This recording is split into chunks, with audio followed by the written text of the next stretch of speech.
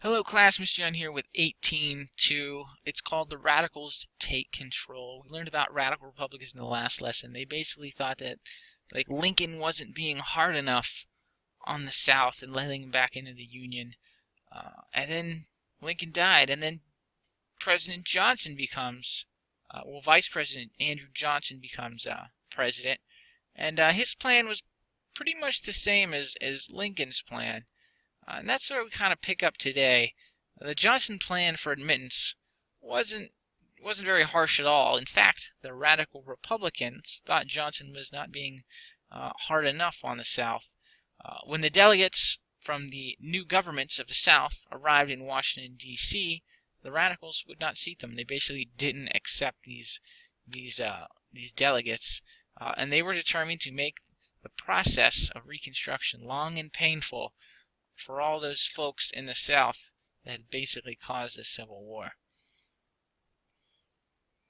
So the new governments from the South were forming under the Johnson plan, and already they were making moves to try and restore the status quo as much as possible, which infuriated radical Republicans. Black codes were passed in the South to basically control the newly freed slaves. They were a little different depending on where you were, but the main idea was to basically try to keep African Americans stuck in servitude. So it was basically kind of trying to make them slaves without them technically being slaves. There was rules like freed African Americans weren't allowed to own land or rent land. So if you can't own land or rent land, the only thing you can do is work on someone else's land, which was a lot like what slavery was to begin with, and for terrible pay. You see, like here on this slide, it says another thing was they couldn't own guns, they couldn't meet in big groups, things like that. It was basically all the ways to try to keep them in a form of servitude. So to combat these actions, Congress made two new laws. In 1866, they passed a policy to expand the power of the Freedmen's Bureau that we learned about last lesson, giving it the ability to set up special courts to try those trying to violate African American rights. So now the Freedmen's Bureau has a court system that says, hey, you are trying to get one over on this here freedman, and here's the charges. And the thing is, these courts oftentimes had African American jurors judging the white, typically landowners. So the South didn't like that very much. They also passed the Civil Rights Act of 1866, which made African Americans citizens, which is a pretty huge step for them. It did essentially overturn the Dred Scott decision. Now, President Johnson actually vetoed both those bills, saying they were unconstitutional overreach by the legislature. And he said not all states were represented. For example, if the South had a say, those laws never would have passed. But Congress had enough votes to override the veto, and they both became law. At this point, Congress knew that working with Johnson, trying to compromise, was just not going to happen. So they just went ahead and started making their own plans without Johnson. Now, the short of this is that the 14th Amendment was passed. Republicans were worried that sometime down the line, the rights and citizenship of new citizens that were freedmen, so the freed slaves, would be taken away by either future lawmakers or some Supreme Court ruling. So to make it permanent, they passed and the states ratified the 14th Amendment. But it took until 1868. And the 14th Amendment says all persons born or naturalized in the United States are subject to the jurisdiction thereof, are citizens of the United States, and of the states wherein they reside. No state shall make or enforce any law which shall abridge the privilege or immunities of citizens of the United States, nor shall any state deprive any person of life, liberty, or property without due process of law, nor deny any person within its jurisdiction the equal protection of the law. So basically, it made all the freed African Americans citizens, and there's nothing that could be done about it. Some folks thought this amendment was overboard, but increased violence against blacks in the South convinced even the more moderate of Republicans that African Americans needed additional legal rights like the 14th Amendment. The 14th Amendment ended up being a requirement for admittance back into the Union, so the South ended up having to accept the 14th and ratify the 14th Amendment. We'll talk about that in a moment here. when we talk about radicals in charge. So President Johnson waged a PR war in the congressional elections of 1866. He made a big to-do about the 14th Amendment and how bad it was. But his plan backfired because people actually liked the 14th Amendment, and a bunch of radical Republicans won sweeping victories. They won so many seats in the House and Senate that they could override any presidential veto, essentially giving them the power to make any laws that they wanted. That's why this era is now called Radical Reconstruction, because radical Republicans had so much power in the legislature that they could do whatever they wanted. So in 1867, 10 of the 11 Confederate states were refusing to ratify the 14th Amendment. In response, the radical Republicans passed First and Second Reconstruction Acts. What are these? Well, the first act divided all the defiant states, southern states, into 5 military districts. So basically you had the Union Army occupying the South, and the South weren't really in control of themselves. They were under the jurisdiction of Union generals, so it was kind of like a military law thing. So it divided the states, the southern states, 10 of the 11, into these military districts with a general in charge, while the states created yet another new state government. But in this state government they were creating, no former Confederate leaders were allowed to be a part of it. So that's a pretty big thing.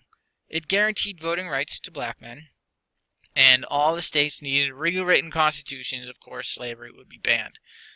The Second Reconstruction Act allowed the Army to register voters and help organize these constitutional conventions. Why do you have the Army register voters? Well, you have to remember at this time, it was very dangerous to be a black man in the South because the Union was essentially forcing the South to give them rights, and as a result, you had groups like the KKK going around and killing any blacks that they considered to have the audacity to go ahead and exercise their rights, like going to register to vote, or voting itself, or having meetings, something like that. They got attacked, they got lynched, they got killed, so they needed the Army to protect them and help them do the simplest things like register to vote. So with the protection of the Army, many African Americans, many blacks, played a role in the creation of these new Southern governments. The African American vote was mostly Republican, which makes sense. Abraham Lincoln was Republican. He had freed them, so a lot of them voted Republican. So between this and the fact that a lot of Southerners were refusing to vote as sort of a form of protest, Republicans won a lot of seats in these Southern legislatures and therefore ratified that 14th Amendment. All right. Impeachment. Things at this point get a little dicey. You see, the radical Republicans are doing what they want, but really, we learned about separation of powers. Even if they control the entire legislature, that's only 1/3 of the government. You still have the executive branch. You still have the courts. We won't talk about the courts much, but we do talk about the executive, which is Andrew Johnson. And Johnson didn't like the Reconstruction Act, so he did whatever he could to hold up the radical Republicans in any way that he could. For example, at one point he fired his Secretary of War because the guy, he supported radical Reconstruction, so he fired him while Congress wasn't in session. Another thing he did is he's the commander-in-chief of the military, which now has a significant role in the South. So he did things like appoint generals to control the districts that he liked and that the radical Republicans didn't like. Now, because of all these little tricks he's pulling off to stall the radical Republicans actually tried to impeach him.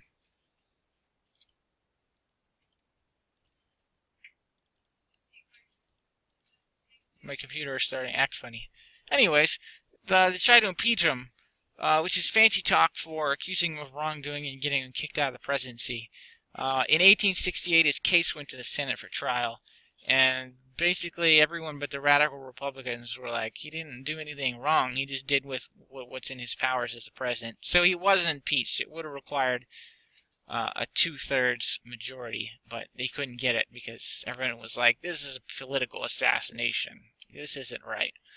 That leads us to the 15th Amendment. In 1868, folks were hoping that the craziness of Reconstruction was toning down a bit. Republicans picked a new candidate to represent them, Ulysses S. Grant, the hero of the Union Army. He ran against Democrat Horatio Seymour, who was the governor of New York. Grant won the election, indicating that the people were still all about this Reconstruction effort. In 1869, Republicans dotted the I, if you will, by passing the 15th Amendment, which says, "The right of citizens of the United States to vote shall not be denied or abridged by the United States or any state on account of race, color, or previous conditions of servitude. The Congress shall have the power to enforce this article by appropriate legislation." So basically, they're like, all right, we pretty much got this figured out. We've got all the freed slaves. We got them their rights. We're going to just slap this down here, make this thing permanent. At least that's what they thought, because as we'll learn as we go throughout the chapter, basically, once radical Republicans lose power and those southern legislatures start to regain their power, they start to take rights away from the African Americans again. Today's assignment, simple essay sort of question. Please use complete sentences to answer the question, what measures did radical Republicans take to make Reconstruction harder for the white South? So the white folk in the South, remember, because they were all about helping the African Americans. And kind of punishing those former Confederates. So what did they do during Reconstruction? You could talk about the military districts. You could talk about the amendments. All kinds of stuff in there. That's it for today. If you have any questions, let me know. Otherwise, hey, have a good one.